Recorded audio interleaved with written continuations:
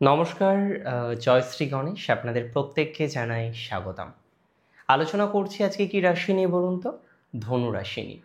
ধনু রাশির জাতক জাতিকাদের একাদশ ভাবের অধিপতি শুক্র গ্রহ, এবং সেই শুক্র ইংরাজি 9ই অক্টোবর থেকে নিচস্থ। কতদিন থাকবেন? ঠিক 2রা নভেম্বর 2025 পর্যন্ত।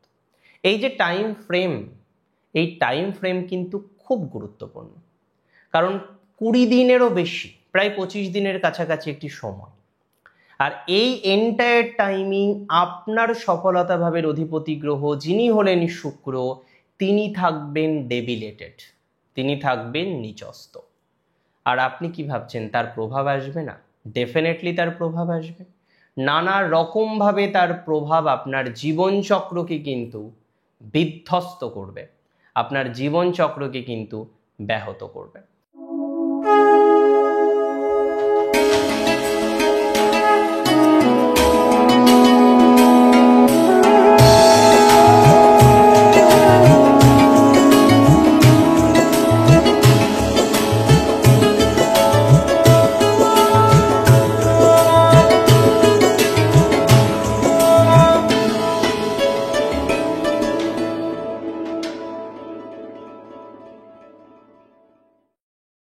দেখুন, আমি খুব সিম্পলভাবে আপনাদের কয়েকটি কথা আজকে বলবো। এই যে ট্রানজিট, শুক্রের নিচস্থ হওয়া, শুক্র দুর্বল থাকছে, এই ট্রানজিট অত্যন্ত গুরুত্বপূর্ণ একটা ট্রানজিট। কারণ এই ট্রানজিটে আপনারা দু ধরনের ফলাফল পাবেন। কি কি ফলাফল? ফার্স্ট অফ অল, আপনারা যে ফলটা পাবেন সেটি হচ্ছে পরিবর্তন যোগের ফল। আর সেকেন্ড যে ফলাফলটা আপনারা পাবেন সেটি হচ্ছে নিশ্চিতভাবেই শুধুমাত্র শুক্রের নিচস্থ থাকার ফল। এবং আমি মনে করি দুটো ফলাফলটাকেই বুঝতে হবে। একটা হলো 9 তারিখ থেকে 24 তারিখ, আর একটা হলো 24 তারিখের পর থেকে 2 তারিখ। দেখুন, আপনারা জানেন যে আমাদের প্রত্যেকের চারপাশে অনেক বন্ধু থাকে, আবার এমন ব্যক্তিবর্গও থাকেন যাদেরকে আমরা বন্ধু ভাবি, বাট আদতে তারা যত রকমভাবে আমাদের ক্ষতি করা যায় তত রকমভাবে ক্ষতি করার প্রচেষ্টা করে। এরকম দু ধরনের মানুষই আমরা পাই।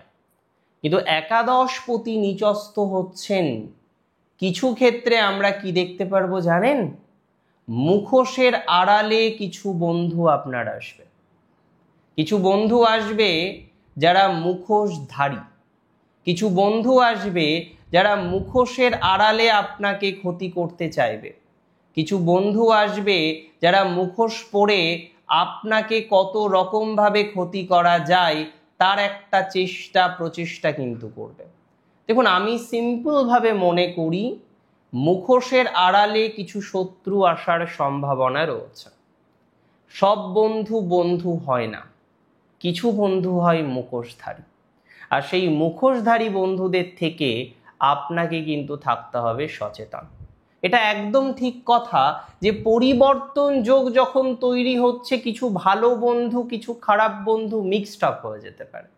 তাই আমাদের চেষ্টা করতে হবে যে ভালো বন্ধুগুলোকে ভালো দিকে নিয়ে আসা, তাদের সাথে বন্ডিংটাকে আরো বেটার করা। আর যারা সোকল্ড ভাবে আপনার ক্ষতি করার চেষ্টা করবেন, যারা সোকল্ড ভাবে আপনাকে বিভিন্ন রকম ভাবে নেগেটিভ ধারার মধ্যে ফেলার চেষ্টা করবেন, সেই টক্সিক মানুষগুলি থেকে আমরা বেরিয়ে আসব।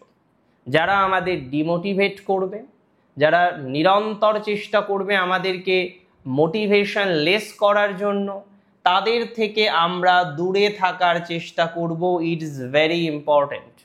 দেখুন, একটা কথা মাথায় রাখুন, প্লিজ মাথায় রাখুন। আজকে বহু জাতক জাতিকারা আছেন যাদের ম্যারেজ লাইফে প্রবলেম, বিয়ে হচ্ছে না, and that is very true. বহু রকম প্রচেষ্টা করার পরও ম্যারেজ লাইফটাকে পারফেক্ট করতে পারছেন না। বহু রকম প্রচেষ্টা করার পরও বৈবাহিক জীবনটাকে সুস্থ স্বাভাবিক করতে পারছেন না। আমি বলে রাখি, যারা এত কিছুর পরও ম্যারেজ লাইফটাকে ঠিকঠাক জায়গায় নিয়ে আসতে পারছেন না, আই মাস্ট সে তাদের ইমপ্রুভমেন্টের জায়গা আমরা পাবো 9 থেকে 24-এর মধ্যে অথবা 2 তারিখের পর। তবে ম্যারেজ রিলেটেড ডিসিশন 24শে অক্টোবর থেকে 2nd নভেম্বরের মধ্যে নেওয়া যাবে না। পাত্র দেখছেন, পাত্রী দেখছেন, খুব ভালো কথা, but do not take decision of your marriage between 24th of October and 2nd November। এই এন্টায়ার টাইম ফ্রেমের মধ্যে ম্যারেজের ডিসিশন, ম্যারেজের পরিকল্পনাটাকে বাদ রাখুন।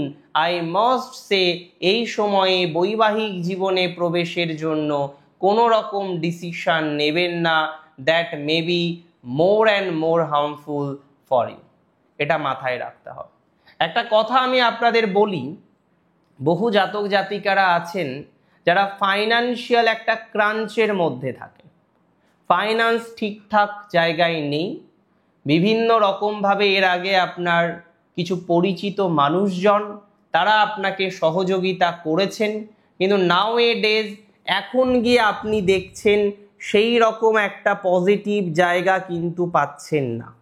আগে যে ধরনের সাপোর্টটা আপনি অ্যাটলিস্ট পেয়েছেন, বর্তমানে সেই ধরনের সাপোর্টের বড় অভাব।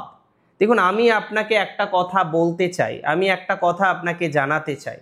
আজকে যে সমস্ত জাতক জাতিকাদের স্ট্রেস প্রচুর পরিমাণে রয়েছে না, এত বেশি স্ট্রেস, আপনি সেই স্ট্রেসটাকে ম্যানেজ করতে পারছেন না, এত বেশি স্ট্রেস আপনি বুঝতে পারছেন না যে কার সাথে গিয়ে শেয়ার করব, কে বিশ্বাসের মর্যাদাটা রাখবে, আপনি বুঝতে সত্যিই পাচ্ছেন না। আমি আপনাদের একটা কথা বলে দিই, দেখুন ধনুরাশির জাতক জাতিকাদের এই ট্রানজিট না অত্যাধিক গুরুত্বপূর্ণ একটা ট্রানজিট। কারণ এই সময় আপনি কিছু শর্টিং করতে পারবেন যে কে আপনার পাশে থাকবে আর কে আপনার দিন শেষে পাশে থাকবে না। এই শর্টিং করাটা কিন্তু অনেক জরুরি, কারণ দিন শেষে আমরা তো মানুষ, আমাদের কিছু বন্ধু দরকার হয়।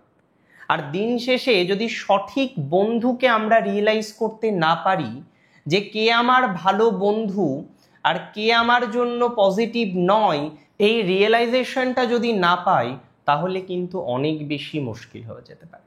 তাহলে আমাকে একটা কথা মাথায় রাখতে হবে, আজকে আপনারা অনেকেই আছেন বিভিন্ন রকমের টেনশনে আছেন, বিভিন্ন রকমের চিন্তায় আছেন, বিভিন্ন রকমের দুশ্চিন্তায় আছেন, বারবার চেষ্টা করছেন যাতে আপনার লাইফটাকে গুছিয়ে নিতে পারেন, কিন্তু কোনো একটা সাপোর্ট কিন্তু পাচ্ছেন না।